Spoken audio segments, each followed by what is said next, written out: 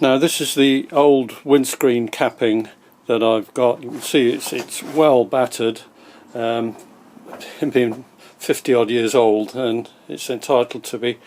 But with the windscreen unpainted, I'm going to deal with this. You can see all the holes, they line up there, and I've got quite a decent gap underneath for the hood to tuck under.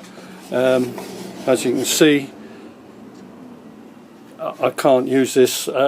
If you look at it, there's quite a well-defined groove running down there, and the new capping, which I'll place on top here, there's the new capping, and it hasn't got that groove. It's got the ridge, but it hasn't got that defined groove, which means that I'll just take this one off and put the replacement that I hope to use. All the holes line up, but when it's on, it is too tight at the front, and you won't be able to. This end is not bad, but in the centre you can see it's too tight and you'll never tuck anything under. So what I propose to do, even though this is brand new, and you can see I really need to reform that groove, which I hope will then lift this front up.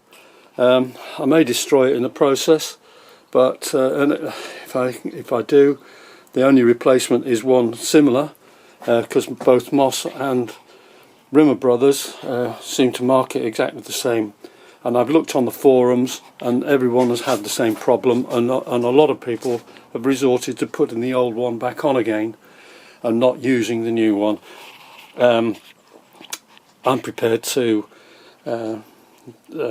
try this and see if I can solve the problem. After a great deal of thought, this is the best I can come up with at the moment. What I've done, I've put some aluminium foil and moulded it onto. You can see that's the inside. There are some imperfections, but they can be sorted out. What I'm going to do now is put some fiberglass onto a wooden block, press that in, then lift the edges up, and that should give me one side, and then reverse it and do the other side, and then I'll be able to sandwich the two blocks together, hopefully to form a bit more of a contour on this.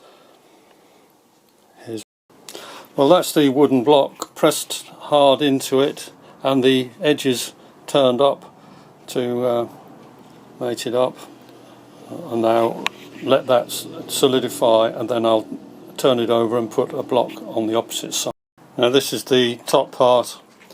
I've put the foil again as a barrier between the original capping and the new. You can see the ridge there, which is what I'm trying to recreate in the new one. May not work, but worth. That's the second one in place with the first one underneath. So bit of old scrap metal on the top to give a bit of pressure while the fiberglass is going off. And there's the two halves, male and female now, top and bottom. They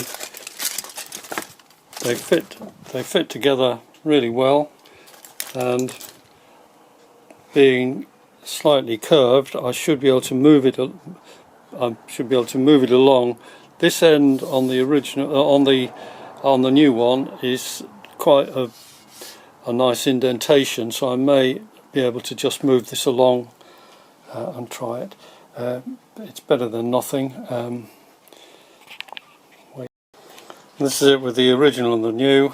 You can see that this one is quite a pronounced indentation here, whereas that one is fairly rounded.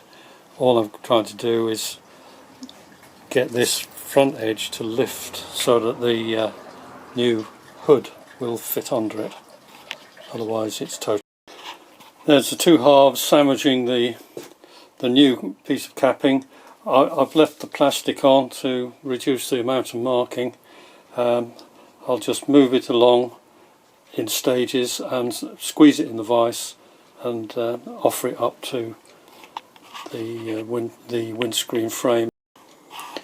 What I'm also going to try while it's in the vise is that there it is all gripped and the mould is pulled in, and while it's held rigid I'll probably exert some pressure on this lip in stages, and because that has to lift for the gap for the hood to fit under.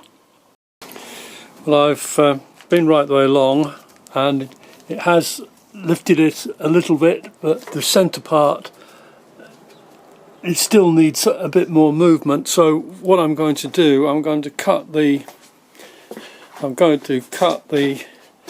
mould that I've made, the male female either side. What I'm going to do is reduce the length so that the pressure is more intense on a shorter area, and that should give me the movement that I want. So what I've done now is I've reduced the blocks right the way down. This one, I've got one there. You can see the contour. See the contour matching up, and this one I've kept smaller, and I'll try both and see which gives me the best effect. I'm using the smaller of the blocks, quite a short section, but you can see it fits right inside, and I can exert some, while it's gripped, exert some pressure on there to try and lift that edge. Well, that's in the holes, with the holes lined up and that in position. You can see that the edge is lifted up. A little bit of rippling there, which I can sort out with a couple of taps of the hammer, but yeah, that will suit me now. I can go ahead and paint the screen, and I'm not going to knock it about too much. Just tidy up this end.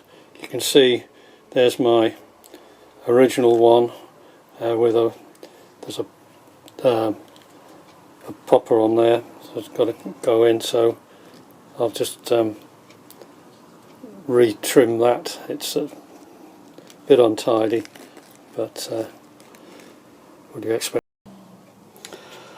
Well, there they are, the original and the newly formed one. I'm pleased with the way it's lifted up. There are, obviously it isn't perfect, then the new one isn't perfect anyway, but it does look a lot better, and I'm happy that I've found a way. I hope this will help you. It does with these, it does really make you. From my original, I've ended up with 3 parts. If anybody wants these, I'm finished with them now, so send me a message and I'll post them to you if you want them. But you can see it's much more defined now, much more like the original, and it has lifted nicely, a bit nicer. Best of